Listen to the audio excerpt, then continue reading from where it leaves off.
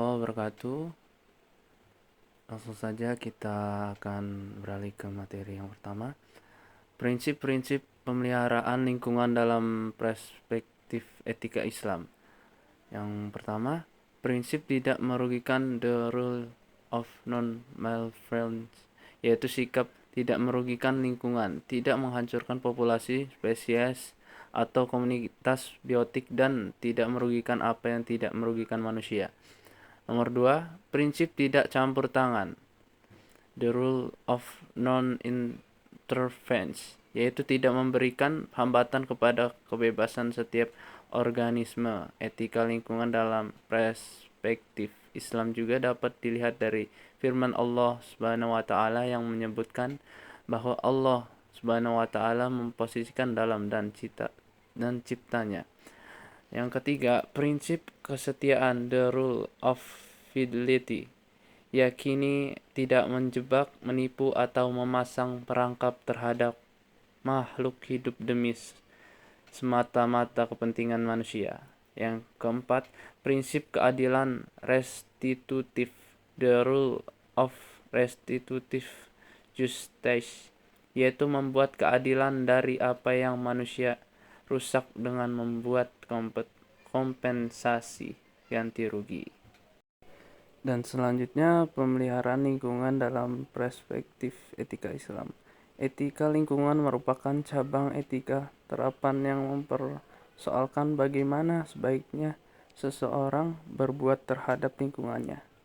Orang yang beretika lingkungan adalah orang yang sadar lingkungan, mencintai lingkungan hidupnya, memiliki kepedulian lingkungan, serta ikut andil dalam pelestarian ekologi.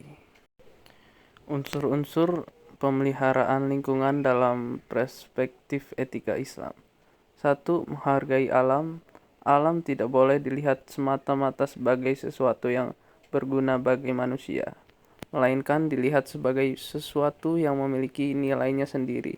Kalau terpaksa manusia mencampuri proses-proses alam, maka hanya seperlunya saja dan tetap menjaga keutuhannya. Semua makhluk hidup harus dipandang sebagai saudara.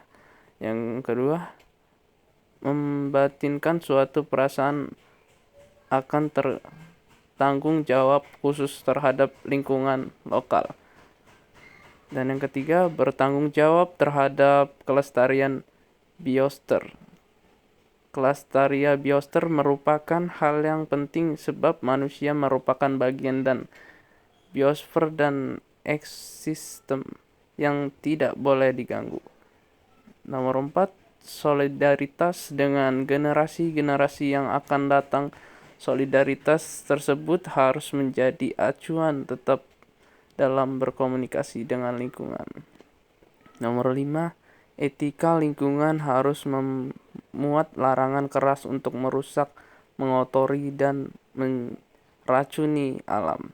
Nomor 6, mengembangkan prinsip proporsionalitas, artinya kegiatan pembangunan haruslah proporsional, tidak boleh mengeksploitasi alam secara berlebihan dan melakukan perusakan alam. Nomor 7, prinsip pembebanan biaya pada penyebab kerusakan alam, artinya biaya pemulihan atau perbaikan lingkungan harus dibebankan kepada pelaku perusakan lingkungan. Selanjutnya, mendakwahkan pemeliharaan lingkungan dalam perspektif etika Islam. Ada 3 ranah strategis yang dapat digarap untuk mendakwahkan etika lingkungan kepada masyarakat, yaitu melalui keluarga, lembaga pendidikan, dan ulama. 1. Keluarga. Keluarga merupakan institusi pendidikan pertama yang dilalui oleh anak sejak dilahirkan. Melalui keluarga, anak mendapat pengalaman belajar untuk pertama kalinya.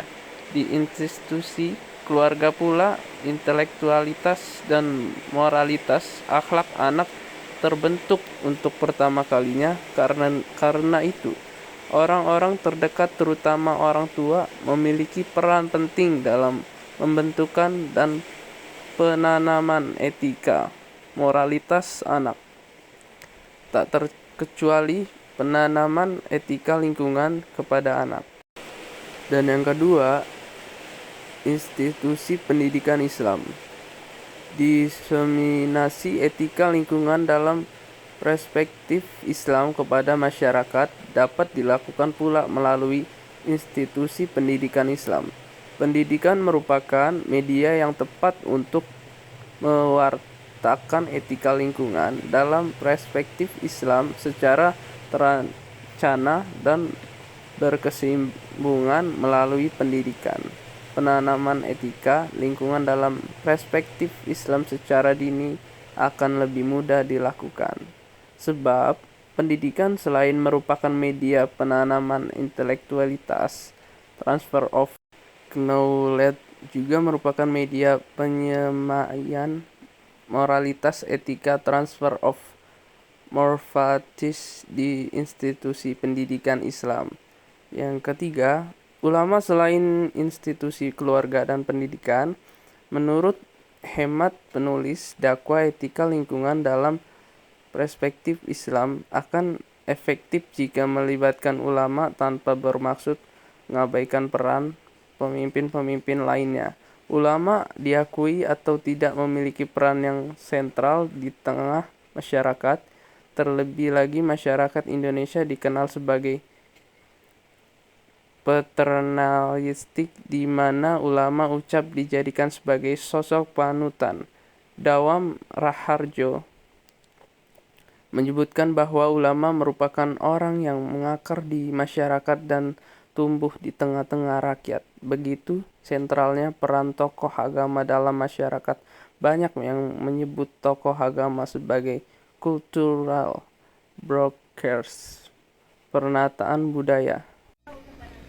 Sekian materi yang saya jelaskan. Apabila ada kesalahan kata, saya mohon maaf, dan pada Allah saya mohon ampun. Saya akhiri. Wassalamualaikum warahmatullahi wabarakatuh.